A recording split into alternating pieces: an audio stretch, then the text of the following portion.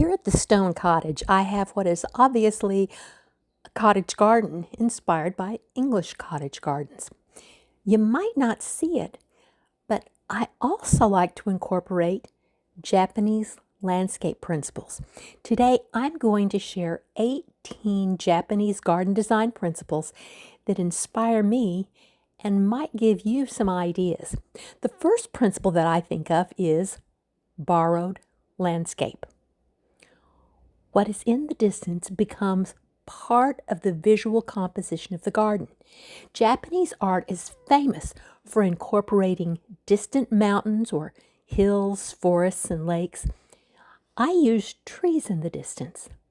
Behind my garden shed, I can see across two streets, one of them a rather major street, over to the trees on the next hill. Or looking through here and here, I can see the neighbor's trees. I especially like the red maple tree 2 doors down. In the winter, when the trees have lost their leaves, we can actually see distant hills from our family room windows. Next is the principle of hide and reveal. Partially concealed elements tucked around a corner or behind a large object. The point is, you can never see the entire garden from one position. The hidden features and paths that disappear around a curve beckon you deeper into the garden to explore and discover. As many hours as I've spent in my garden, I still find myself drawn to explore the spots I cannot see. A principle that I'm trying to incorporate is forced perspective, where size and distance are used to fool the eye. This can be accomplished in several ways.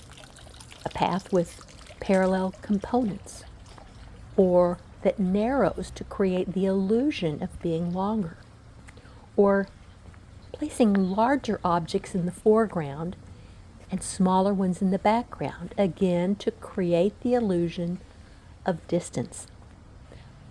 I love this one, where the spaces between the stepping stones are progressively smaller, creating again the illusion of greater distance. With a small garden like mine, this could be very interesting. Now, here's a principle I use all the time: viewing areas.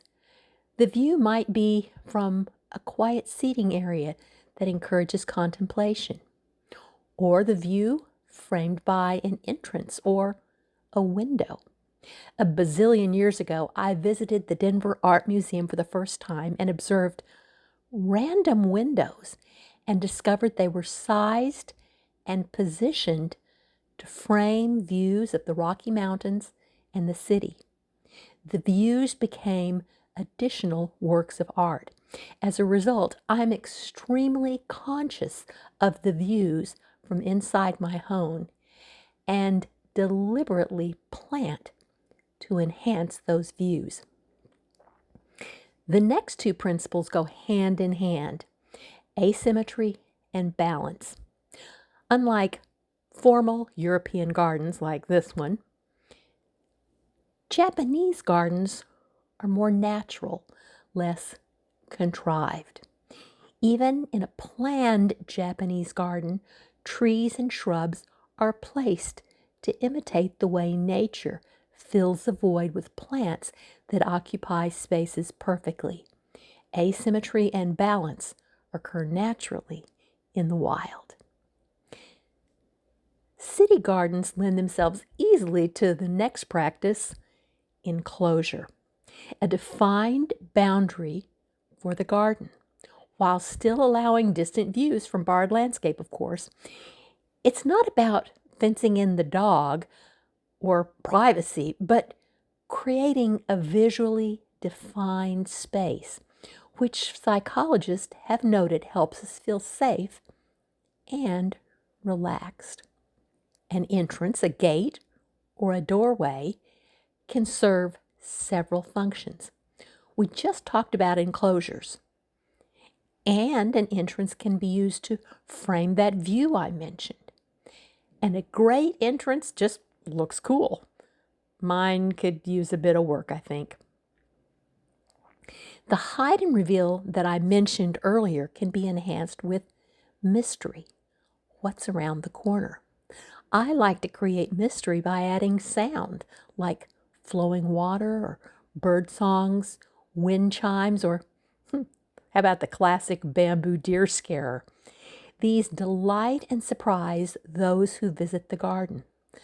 I'm looking forward to our new water feature, which will be heard before it is seen. I love to create vignettes, both inside and out. It's nice to start with an interesting structure like a pavilion, a gazebo, a garden shed or folly, or a smaller element like an arch, water feature, garden art, seating area, trellis, a lantern, stones, roots. Set among the plants in the garden, these items can form the basic for a perfect composition. When done on a large scale, these could be considered a view. On a smaller scale, they are perfect little vignettes. Every garden benefits from a generous use of evergreens, whether it's trees, shrubs, ferns, or ground covers. Whatever zone you live in, there are always evergreens that can provide interest year-round. During the winter and early spring, I note where a bit of green is needed and add it when the weather warms up. My classic go-tos are autumn fern and tassel fern. Both are beautiful year-round. Japanese gardens are just not complete without moss, which some gardeners put in the category of weeds.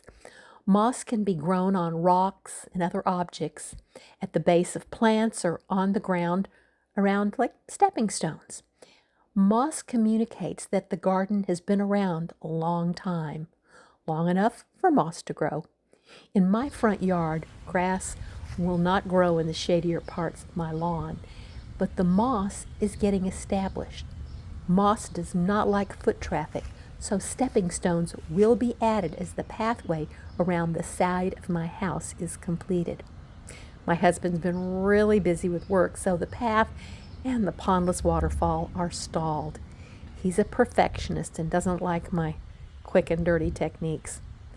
Japanese gardens are practically synonymous with tea gardens, which always have a private pavilion or space. I love our secluded sitting area in the corner of the backyard and have included numerous smaller secluded spots for sitting throughout the yard. All good gardens make use of textural contrast, whether it's in the leaf shapes, their sizes, or their surface. From large leaves to fine needles, waxy surfaces, or fuzzy ones, the contrast adds variety and interest. When typical gardeners mention grass, they're usually referring to lawns. Japanese are referring to decorative grasses like Aconocloa or Japanese forest grass, which add variety to the texture and color in the garden. I'm wanting to add some near the new waterfall. Japanese gardens are famous for using structure created by plants. Gnarly trunks and branches that extend horizontally, roots. In my yard, dead ivy vines climb on an old oak tree. Old tree stumps and branches are around, and all add interesting structure. From my little sitting area in the backyard, I have borrowed landscape from a distant tree. Several top branches are dead and create interesting structure. If you're familiar with wabi-sabi, you will know about the idea of looking for beauty in imperfection. Rather than criticizing the neighbors for not hiring an expensive arborist to cut out the dead branches, I choose to see the simple beauty of an old tree as it ages. And what would a garden be without flowing water? Even in a garden with no water, river rock can simulate a dry creek bed. When we think of Japanese gardens, how many of us imagine something like this Zen garden? It utilizes the last two principles: space between objects and symbolism. First, space between objects, negative space, which might be bare ground, a view of the sky, gravel or lawn, simple paths, a place for the eye to rest. Some ways to increase space include limbing up trees and shrubs or adding pathways. And lastly, symbolism. Gravel is the ocean, with large rocks as the islands, just like the river rock can be a dry river. I confess I will probably never have anything like this, but it is cool to look at, and large rocks are now very common in landscape styles of all types. If you want to know more about Japanese gardens, I recommend visiting a Japanese garden if you have an opportunity. Just Google to see what's near you. They're all over the place. And if you are anywhere near Chicago or Milwaukee, take time to visit Anderson Japanese Gardens in Rockford, Illinois.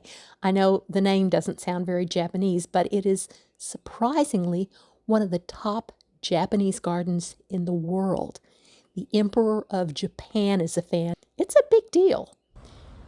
My garden, of course, is a work in progress, and as it evolves, I'm inspired to keep my plants trimmed back, smaller sizes, but still with a loose, natural shape. Fill in the gaps in my enclosure with plants that will naturally fill the spaces. Add more evergreen ferns and ground covers, and definitely add more moss and some stepping stones in the area where it's too shady for grass. And look for opportunities to use forced perspective and experiment with it a little bit. Let me know in the comments below which Japanese garden principles inspire you. Thanks so much for watching. See you next time.